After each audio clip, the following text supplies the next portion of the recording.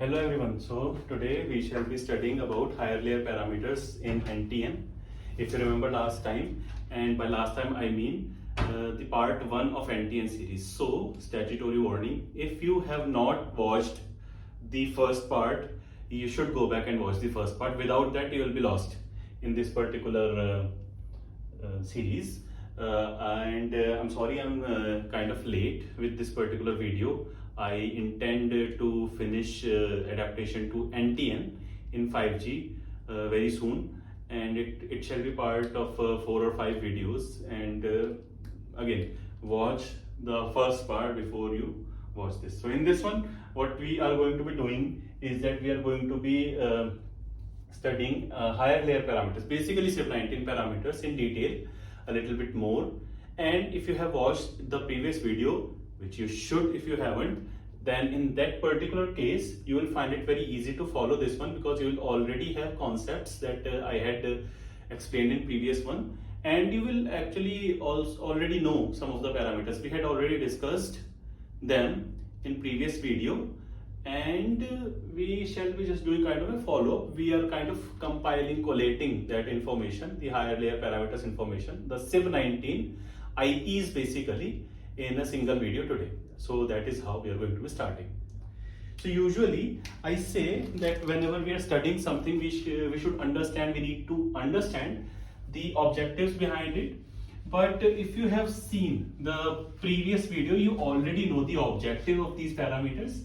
So most of it is to do with the timing adjustment or timing alignment, because in case of NTN, timing adjustment becomes a challenge, because the round trip time increases dramatically compared to its terrestrial network counterpart. So if you want to understand that part, go to previous video. And now we are going to be studying basically about the higher layer parameters only. So let's get to it.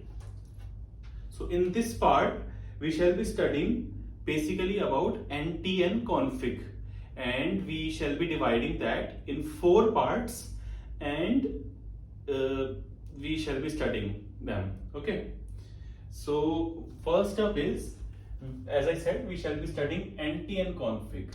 Okay, so NTN config, not to mention this is a part of SIB19. So SIB19, when it is broadcasted, you find NTN config in it. Okay, so NTN config, the parameters that we are going to study today can be broadly classified in 4 parts. First up, it is called satellite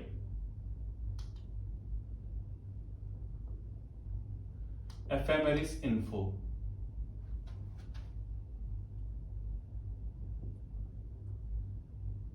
What this is, we'll study in a while. Second is common TA related params.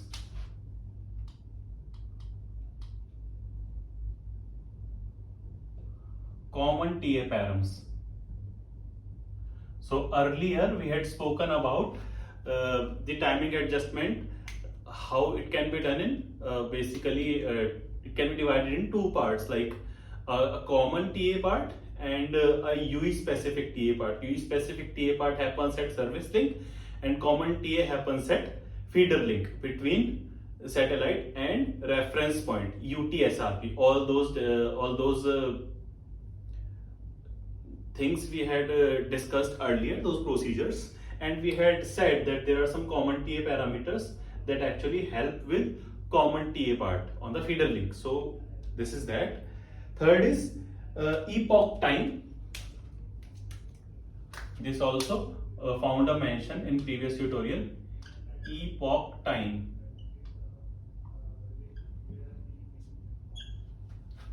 And fourth and the final one, I'll call it validity duration for UL sync.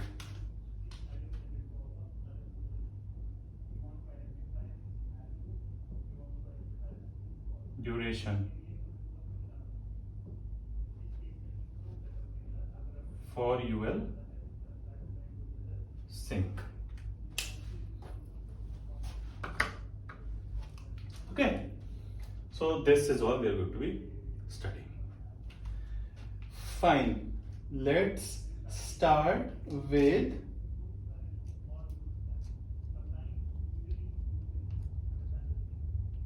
okay. So these four, you can see these four are the elements that are in general used to calculate mostly NTA for UE, ADJ, and N for cell, NTA for cell. Okay, and these things we have already studied, we already know what these are. Okay, secondly, since satellite keeps moving, you need to understand this part. Since the satellite keeps moving, these parameters need to be updated very frequently. They need to be updated regularly. So that is the reason we send them in SIB19 regularly. But there is one change here. See, usually when SIB information changes,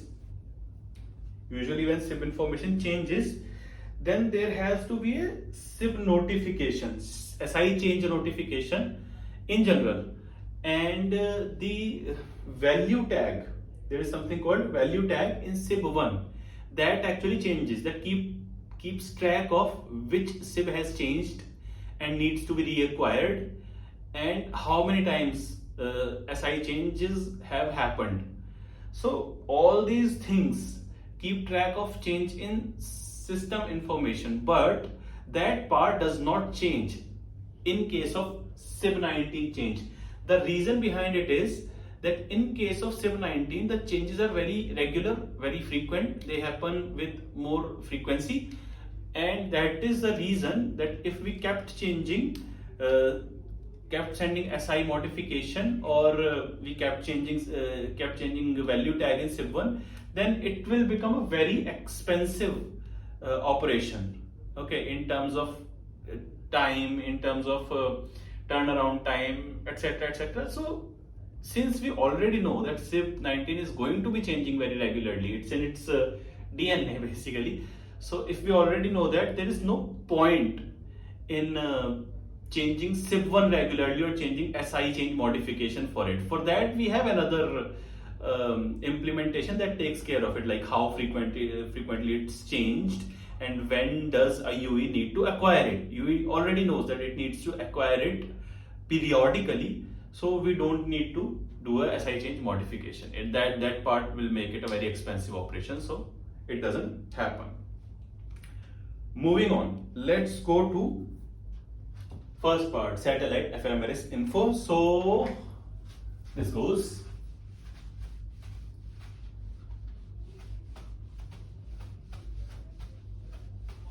satellite ephemeris info. So satellite ephemeris info has multiple kinds of data. It has position and velocity vector of satellite. It's called PV, position and velocity vector of satellite.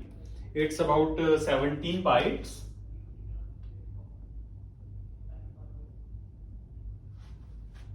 Okay, and it also consists of orbital parameters, like orbital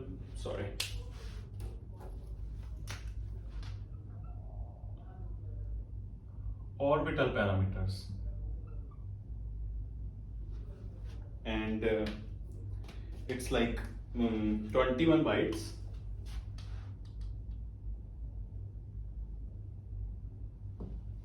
Okay, so orbital parameters. So position and velocity vectors indicate like the position of satellite, like how it's moving, where it is and how it's moving, which direction it's moving. And velocity vector again explains how fast it's moving in that particular direction. So basically combined, they indicate where exactly the satellite is and where exactly the satellite will be after a while, like how the position is changing and what the position is at this particular moment. Orbital also helps in that because it indicates the basically the orbit of the satellite, it's since it's moving in an ellipse, so its eccentricity, longitude, latitude, etc., etc., periapsis, semi-major axis, etc., all those details. So this, as we studied earlier, this helps in estimating the round trip time delay between the UE and the satellite. If UE knows satellite's position, UE knows its own position, then it can calculate the delay at any point of time, because it knows where the satellite is and where the satellite is going to be after a while. So this is one thing. Okay. The idea is that wherever G node B is, let's say this is G node B, this is satellite, and this is UE. So wherever G node B is, it will have one NTN control center, NCC, which will regularly monitor the satellite and find these details and shall feed these details to G node B, and then G node B shall map these details onto SIB19, and that SIB19 shall travel to UE. And that will happen time to time, because these information can go old very fast. They will be needed to be updated from time to time to the UE. So there will be an NCC that shall do these calculations, provide to G node B, so that G node B can provide it to UE, and then UE can apply timing advance for this particular part, satellite and UE. So that's one thing. So that is about the ephemeris info. So basically, yeah. Then the next part we have is common TA parameters. What do we have? Common TA parameters.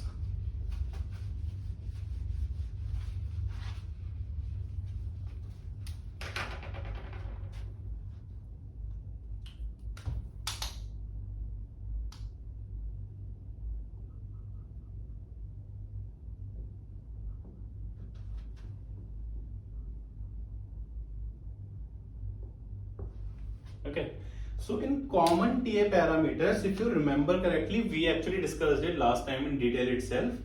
Three parameters are very important. One is TA common, one is TA common drift, and TA common drift variance.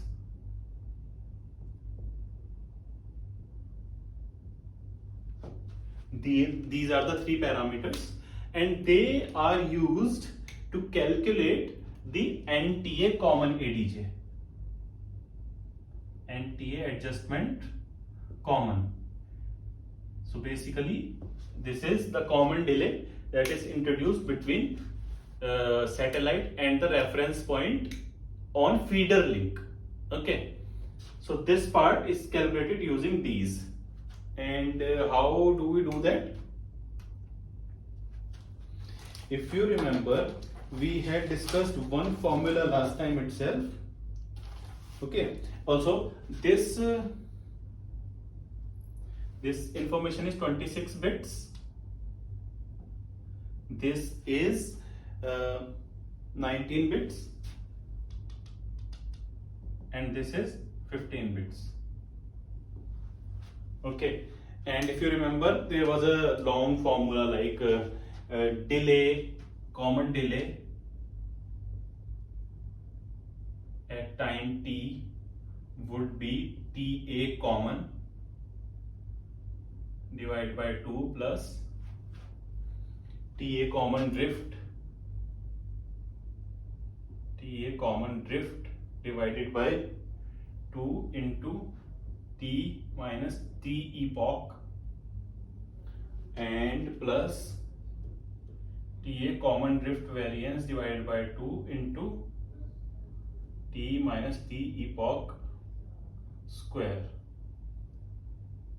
We had discussed it last time only, and you can find this formula easily, so no need to worry if you are not able to read it thoroughly.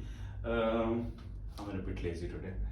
So this is the one-sided delay that you needed to apply, and where do you get these information? Common TA parameters in SIB19.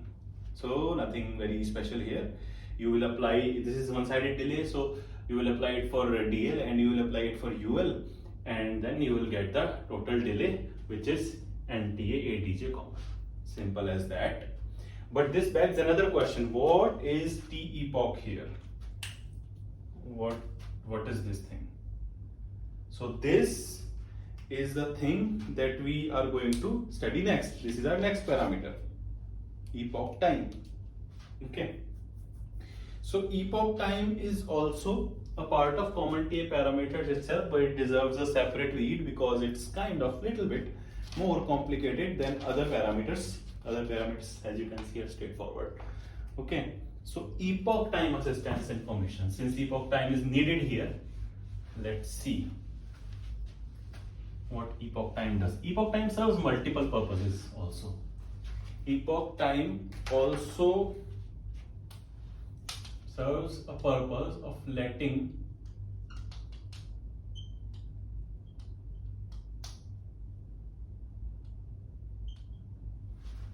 so you will find epoch time in common TA parameters only. Okay, so one epoch time is used to calculate NTA common, as we have seen, but it also provides a time instance, basically exact time, a point in time, a reference point at which the SIB19 information becomes applicable. So basically it's like if SIB19 information is reaching you at a particular slot in downlink, that doesn't mean that it shall be the same slot, that it shall be applicable right away.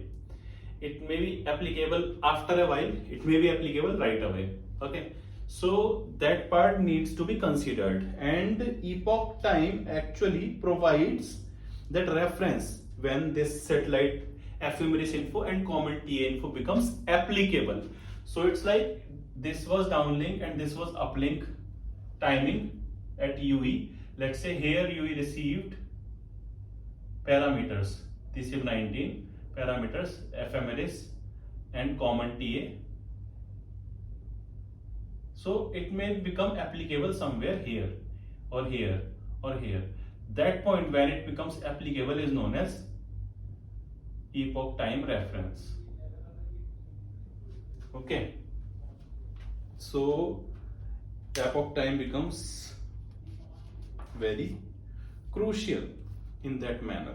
Okay, so when epoch time, also epoch time can be it's not a mandatory parameter in SIB19, it may be absent also. So we will study both the cases, and you can direct your queries to me in case you don't understand one thing or the other. So let's say epoch time, it contains a time, a value, and it contains an SFN and SF, subframe, not slot. Remember that, it's important. SFN and subframe number it contains. Then that means that for serving cell it's simple. If this is the SFN right now when this information is received, then this part is to be applied right away. But this is not the SFN right now, then this will be applied when this SFN strikes next in future. Okay, since we already only have 1024 SFNs. Okay, that's like 10.24 second.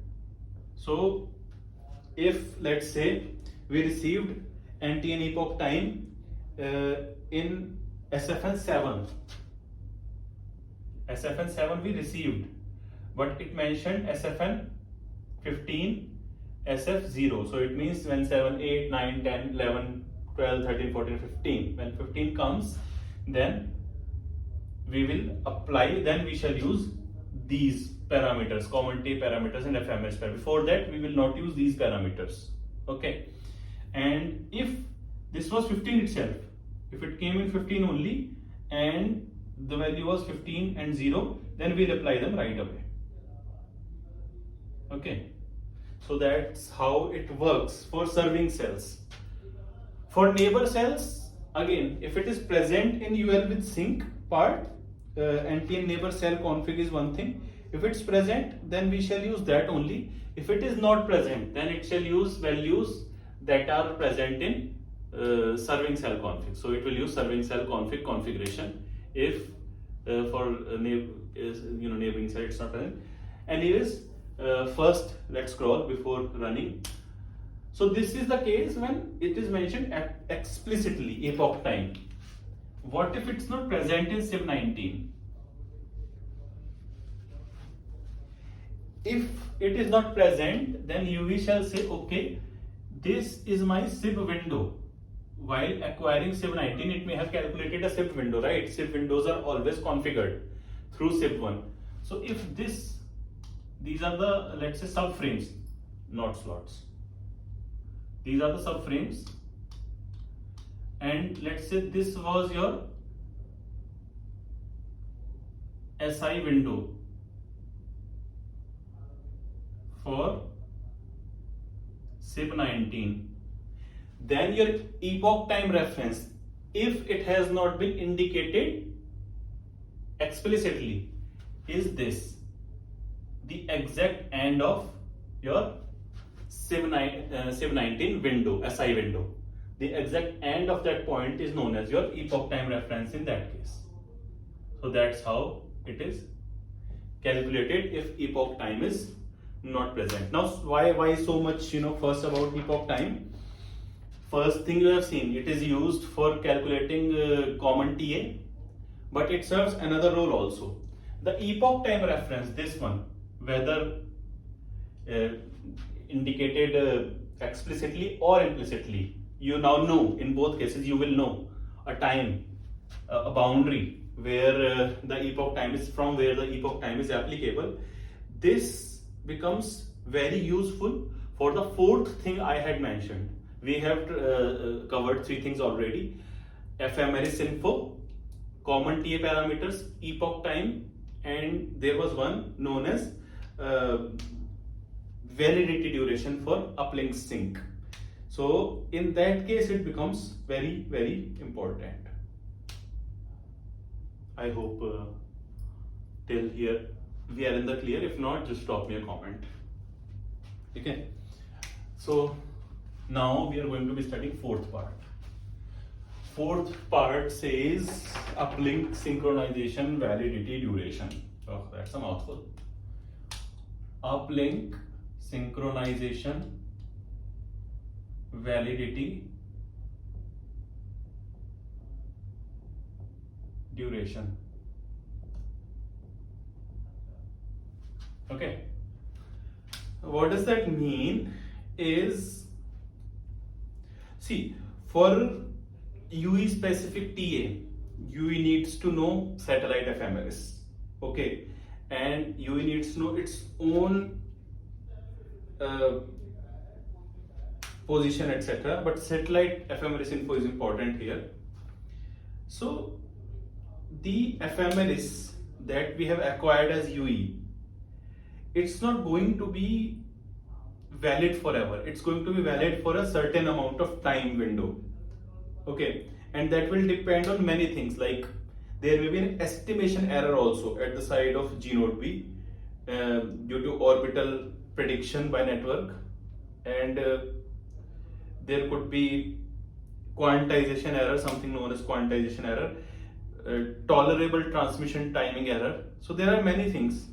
All of them say that okay, ephemeris info may not be first accurate at all times, and it may be changing with time. It has to be, it will be changing with time. Okay, so SIB19 needs to be required from time to time. What that means is SIB19 value is only good for a particular amount of time, and before that time it should be required. Okay, that's first thing. Similarly, the common TA update parameters, not just ephemeris parameters, but common TA update parameters, they also shall be changing with time. Okay, that will also depend on how the estimation for common parameters was done and tolerable error, etc., etc. So a timer is introduced in this case, and this timer provides an open loop control TA based on the fact that satellite ephemeris and common TA parameters are not going to stay the same. They will not be. They will be changing. Although there is a issue that actually common TA parameters would change more frequently. Okay, so common TA parameter change and ephemeris parameters change are the ones that has because of these parameters, they have provoked us to keep a duration on SIB19 values, that okay, they are valid only for a particular time, and after that time you need to reacquire them. Because of these, they change with time. But it is said that this part changes faster and this part changes compared to this a bit slower. Okay, but in order to keep the implementation simple, release 17 has defined one duration only for both of these two, known as UL sync validity duration.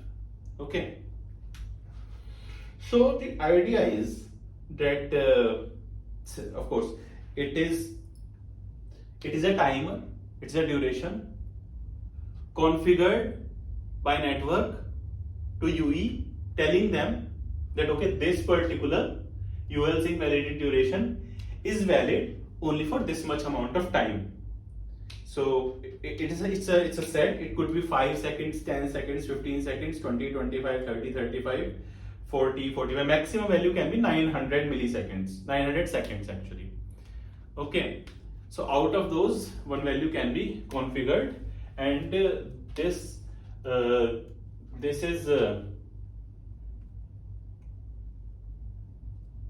is a time for which UL ephemeris and common TA data is valid.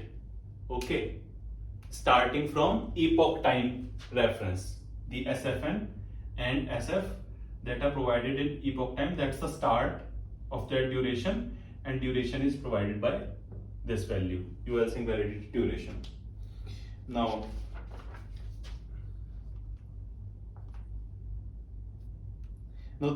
these apply to all the RRC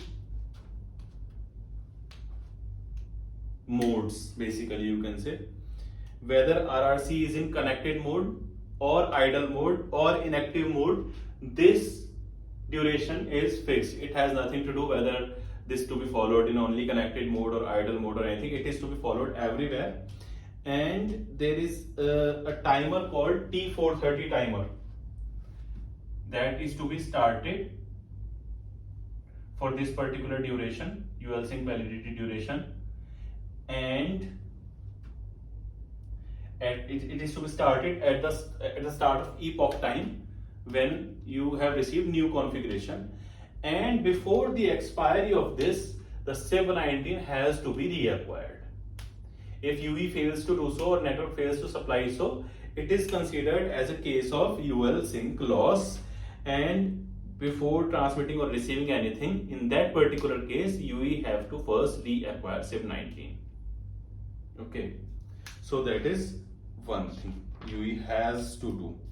Okay, so I think it's simple.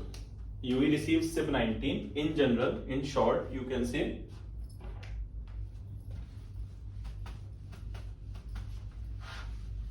that UE receives SIB19. UE knows epoch time. So let's say on time boundary, this is the epoch time reference. So here UE starts T430.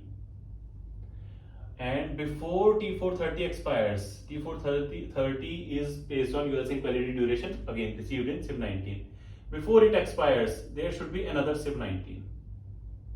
And if it does, then again you restart T430.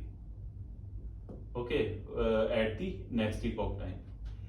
If this timer expires, then if this expires, then that transpires in transpires.